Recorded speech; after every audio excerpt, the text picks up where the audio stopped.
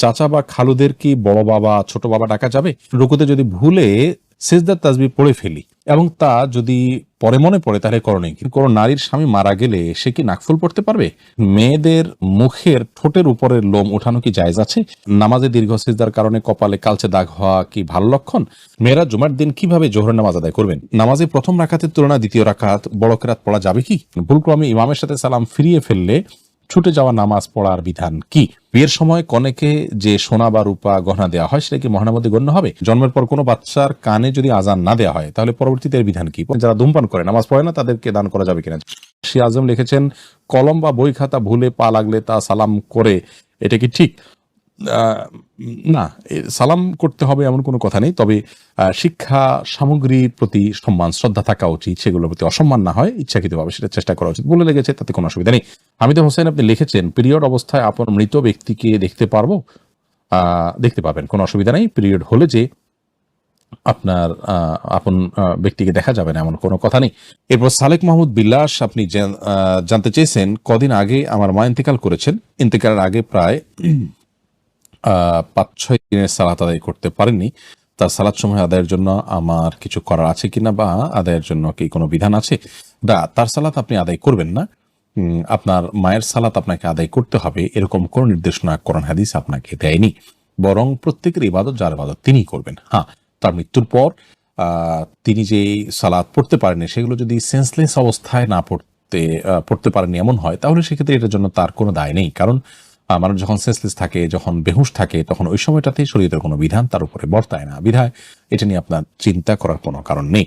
স্পর্শ এই আইডি থেকে আপনি লিখেছেন, মেয়েরা জুমার দিন কিভাবে জোহর নামাজ আদায় করবেন? অন্যদিন যেভাবে জোহর নামাজ আদায় করেন ঠিক একইভাবে সেদিন জোহর নামাজ আদায় করবেন। নামাজের ওয়াক্ত হওয়ার পরেই তারা আদায় করে ফেলতে পারবেন। মসজিদের জুমার পরে তাদেরকে আদায় করতে হবে এমন কোনো বাধ্যবাধকতা নেই। এমডি সাগর হোসেন আপনি লিখেছেন, জন্মের পর কোনো বাচ্চার কানে যদি আজান না দেওয়া হয় তাহলে পরবর্তীতে এর বিধান কি? পরবর্তীতে আর কোনো বিধান নেই। আর বাচ্চার কানে আজান দেওয়ার বিষয়ে অনেকগুলো হাদিস বর্ণিত হয়েছে, যদি হাদিসগুলোর প্রায় সবগুলোর এই হাদিসের সনদ নিয়ে মুহাদ্দিসরা আপত্তি তুলেছেন অনেকেই এবং দায়ী বলেছেন সবগুলোকেই। সৌদি আরবের সাবেক গ্র্যান্ড মুফতি বিন বাজ রাহিমাহুল্লাহ তিনি তার এক ফতোয়াতে উল্লেখ করেছেন, যদিও সবগুলো দায়ীফ, কিন্তু সবগুলোকে একত্র করলে মোটামুটি আমলযোগ্য হয়। বিধায় শিশুর মৃত্যুর জন্মের পর তার কানে আজান এবং একত্রের বিষয়টি মোটামুটি প্রমাণিত বলা যায়। কিন্তু এটা যদি না করা হয় তাহলে সেক্ষেত্রে কোনো গুনাহ হবে না বা পরবর্তীতে করতে হবে, বিষয়টা এরকম নয়। ইমরান হোসেন আপনি লিখেছেন, নামাজে প্রথম রাকাতের তুলনায় দ্বিতীয় রাকাত বড় কেরাত পড়া যাবে কি? নামাজের প্রথম রাকাতের তুলনায় দ্বিতীয় রাকাতের কেরাতটা একটু ছোট করাটা হলো সুন্নাহ। রাসূল আকরাম সাল্লাল্লাহু আলাইহি ওয়াসাল্লাম এইভাবে তেলাওয়াত করতেন। ধরুন প্রথম রাকাতে আপনি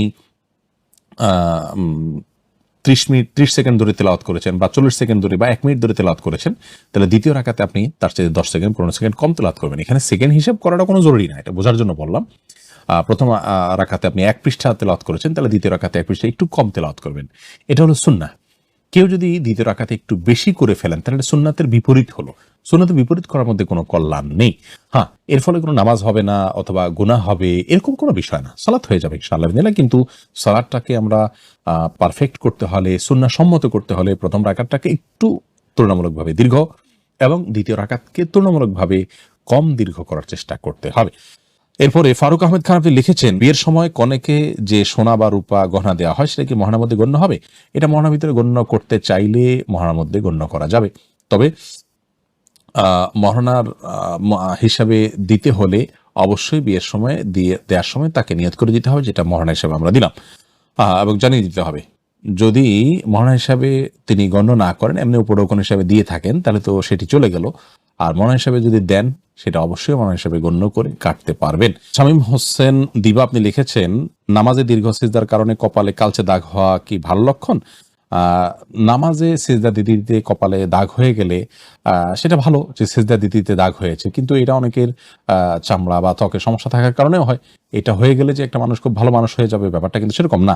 আমরা অনেকে মনে করি যে নামাজে বোধ হয় পড়তে পড়তে কপালে দাগ হয়ে গেলে সে লোক জান্নাতি, এবং এটাকে আমরা অনেকে অনেক বড় কিছু মনে করি। এরকম কোরআন হাদিসে কোনো ভিত্তি কিন্তু এরকম কোনো কথা বলা হয়নি, এরকম এর কোনো ভিত্তি কোরআন হাদিসে নেই।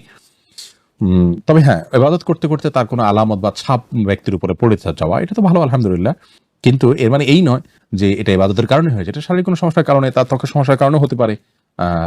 আর এটা হলেই যে সে ভালো মানুষ হয়ে যাবে, আর না হলে সে ভালো এবাদত গুজার না, ব্যাপারটা সেরকম না। এরকম যোগ বিয়োগ করার কোনো সুযোগ নেই। একবার এমডি মাহদী হাসান আপনি লিখেছেন যারা ধূমপান করে, নামাজ পড়ে না, তাদেরকে দান করা যাবে কিনা? যাবে। দান অমুসলিমকেও করা যায়, বরং তাদেরকে দান করে সংশোধনের জন্য নসিহত করবেন, চেষ্টা করবেন, প্রেসার দিবেন, বুঝাবেন। সুফি চৌধুরী আপনি লিখেছেন ভুলক্রমে ইমামের সাথে সালাম ফিরিয়ে ফেললে ছুটে যাওয়া নামাজ পড়ার বিধান কি? ভুলক্রমে যদি ইমামের সাথে আপনি সালাম ফিরিয়ে ফেলেন, তাহলে সেক্ষেত্রে ছুটি ছুটি ছুটি সালাদগুলো আপনি দাঁড়িয়ে আদায় করবেন। আর ইমামের সাথে ইমামের পরপরই আপনি সালাম ফিরিয়ে ফেলেছেন, ব্যাপারটি এরকম হলে আপনি পরে সিদ্ধা সৌ দিয়ে নেবেন। ফারজানা আলম আপনি জানতে চেয়েছেন মেয়েদের মুখের ঠোঁটের উপরের লোম ওঠানো কি জায়েজ আছে? যদি অনেক বেশি হয় এবং দৃষ্টিকটু লেভেলে হয়, পুরুষের মতো দেখা যায়, মুছের মতো দেখা যায়, তাহলে সেক্ষেত্রে অবশ্যই এটা ওঠানো জায়েজ আছে। আর যদি খুবই হালকা পাতলা থাকে, দেখা না যায় ওইভাবে, তাহলে সেটা ওঠানোর চেষ্টা করা বা কসরত করা উচিত নয়। শিমু আক্তার লিখেছেন কোন নারীর স্বামী মারা গেলে সে কি নাকফুল পড়তে পারবে? পারবে, কোনো অসুবিধা নেই। নাকফুল পড়লে সমস্যা হবে, বা জীবিতরা, স্বামী জীবিত আছেন, নাকফুল না পড়লে স্বামী মারা যাবেন, এই সমস্ত কথা আমাদের সমাজে প্রচলিত আছে। এগুলো একান্তই ভিত্তিহীন এবং ভ্রান্ত কথা, যেগুলোর কোনো ভিত্তি কোরআন হাদিসের কোথাও নেই। একজনের নাকফুলের আপনার দায় আরেকজনের উপরে আসবে, একজন না পড়লে আরেকজনকে সেটা দায় নিতে হবে, এরকম কোনো কথা নেই, এবং এগুলো নিছকই আমাদের মন গড়া বানানো বিষয়। সাইফুল ইসলাম লিখেছেন রুকুতে যদি ভুলে সিজদার তাসবিহ পড়ে ফেলি এবং তা যদি পরে মনে পড়ে, তাহলে করণীয় কি? তেমন কোনো করণীয় নেই। খেয়াল রাখতে হবে সামনে থেকে যে সিজদা এবং রুকুতে নবী করিম সাল্লাল্লাহু আলাইহি সাল্লামের তাসবিহর ভাষ্য ভিন্ন ভিন্ন ছিল, বিধায় সেই বিষয়গুলো খেয়াল রেখে করব। কিন্তু কখনো উলটপালট হয়ে গেলে তাতে সালাতের কোনো ক্ষতি হবে না, সালাত হয়ে যাবে ইনশাআল্লাহ বিদিনিল্লাহ। কে কাউসার আহমেদ লিখেছেন ওয়াশরুমে গিয়ে ব্রাশ করা যাবে কিনা? যাবে, কোনো অসুবিধা নেই। আর এফএন তুলি আপনি লিখেছেন চাচা বা খালুদের কি বড় বাবা ছোট বাবা ডাকা যাবে? অনেক অঞ্চলে ভাবে ডাকার রীতি আছে, এই জন্য বিষয়টা জানা দরকার।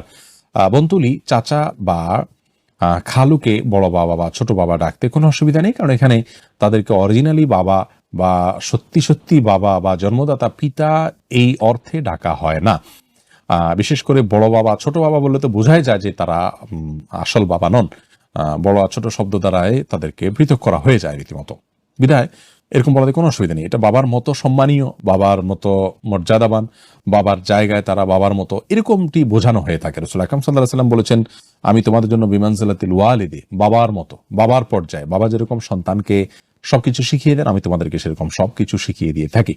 এই জন্য বাবার মতো বড় বাবা ছোট বাবা বলাতে কোরআন কারীমের ওই আয়াতের লঙ্ঘন হবে না, যে আয়াতে আল্লাহ তাআলা বলেছেন যে উদউহুম লিআবাইহিম ওয়া আকসাতু ইনদাল্লাহ, অর্থাৎ তোমরা সন্তানদেরকে তাদের বাবার নামে সম্বোধন করে ডাকবে, একজনকে অন্যজনের সন্তান বলবে না। তার মানে অন্যজনকে বাপ ডাকবে না এবং অন্য সন্তানকে নিজের সন্তান বলবে না। এটা হলো সত্যি কেউ নিজের বাবার পরিচয় গোপন করে অন্য কাউকে বাবা হিসেবে পরিচয় দেওয়া, বা নিজের সন্তান নয় তাকে নিজের সন্তান হিসেবে মিথ্যা পরিচয় দেওয়া, এটা সেক্ষেত্রে। আর যেখানে সন্তান আর বাবার বিষয় না, বিষয়টা হলো জাস্ট সম্মানের, সেখানে এই সমস্যা নেই।